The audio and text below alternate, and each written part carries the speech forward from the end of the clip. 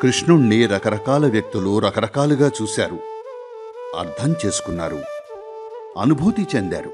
దుర్యోధనుడి మాటల్లో నవ్వుతూ ఉండే మోసగాడంటూ ఎవరైనా ఉంటే అది అతనే.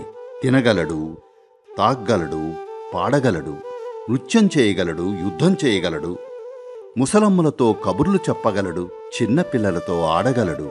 వాడు దేవుడనెవరన్నారు?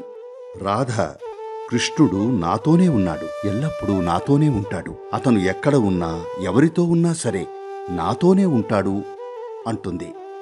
శిఖండి, అత్యంత వేదనకు గురైన వ్యక్తి ఇలా అంటాడు: కృష్ణుడు నాకెప్పుడూ నమ్మకాన్నివ్వలేదు, కాని అతను ఉంటే ప్రతి ఒక్కరిలోనూ నమ్మకం చిగురిస్తుంది.